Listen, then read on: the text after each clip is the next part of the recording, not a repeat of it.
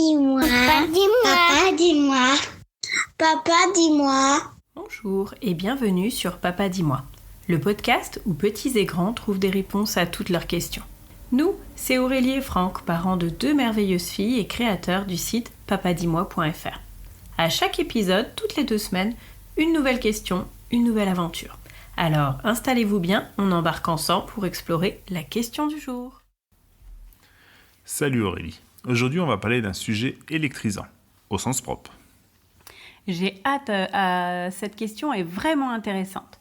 C'est un phénomène qu'on observe tous les jours sans vraiment y faire attention, mais qui cache plein de mystères.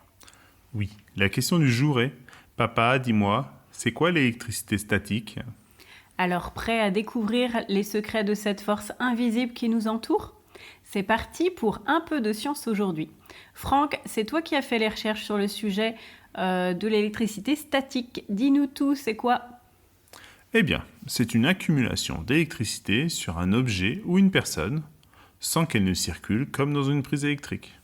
D'accord, mais comment ça se forme du coup l'électricité statique ? Pour comprendre ça, il faut aller voir de plus près de ce qui compose la matière. Et ce qui compose chaque chose. Toi, moi, la table qui est entre nous, tout ça, ce sont des atomes.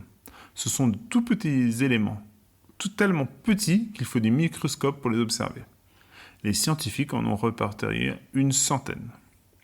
Chaque atome est composé d'un noyau avec des protons et des neutrons, entourés par des électrons.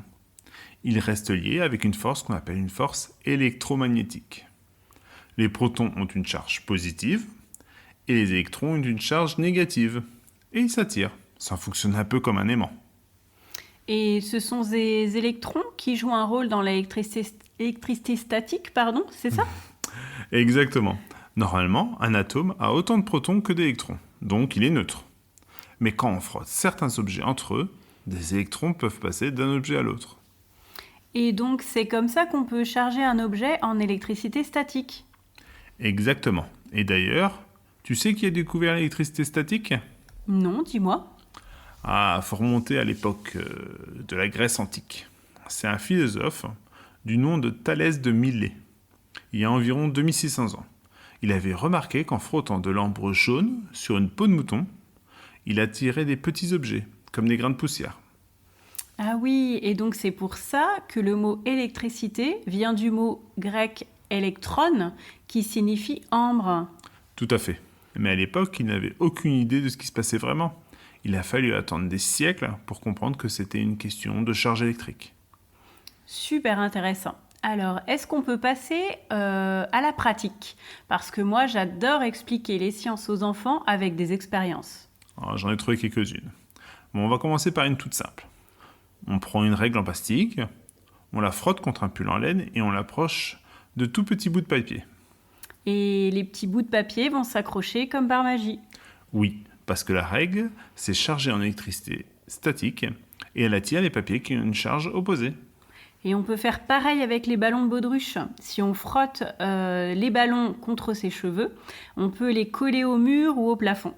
Exactement. Et pour ceux qui veulent une expérience encore plus spectaculaire, on peut essayer de faire danser un jet d'eau. Super, dis-moi. D'abord, tu passes un peigne en plastique sur tes cheveux secs plusieurs fois par jour. Puis, tu l'approches doucement d'un filet d'eau qui coule au ralenti. L'eau va être attirée par le peigne et déviée de son chemin. Très intéressant. Donc là, il s'agit d'agir avec les molécules de l'eau, H2O. Et on en revient à ce qu'on disait tout à l'heure sur les atomes qui les composent.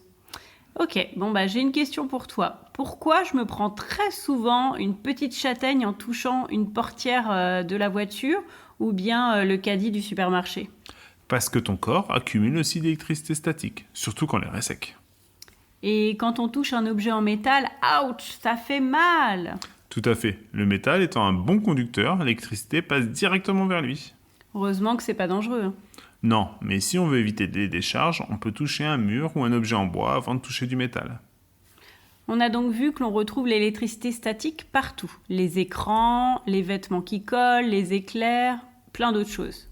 Oui, et elle est même utilisée dans l'industrie. Par exemple, j'ai découvert la peinture électrostatique. Les particules de peinture sont chargées pour mieux adhérer aux surfaces.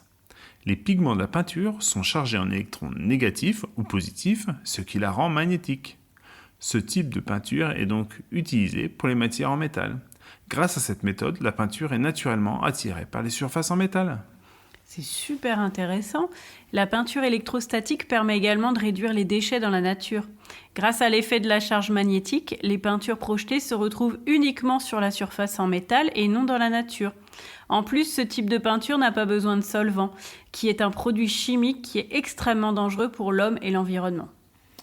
Alors, il est temps de récapituler ce qu'on a vu aujourd'hui. L'électricité statique, c'est quand des charges électriques s'accumulent sur un objet ou une personne. On la retrouve avec des expériences amusantes dans la nature avec la foudre ou même dans l'industrie. Et on doit cette découverte à Thalès de Milet il y a plus de 2600 ans. Merci la science. À bientôt dans le prochain épisode de Papa Dis-moi. À bientôt. Et voilà, cet épisode de Papa Dis-moi touche à sa fin. Merci beaucoup de nous avoir écoutés. On espère que cette réponse vous a plu et que vous êtes maintenant aussi curieux que nous pour le prochain épisode.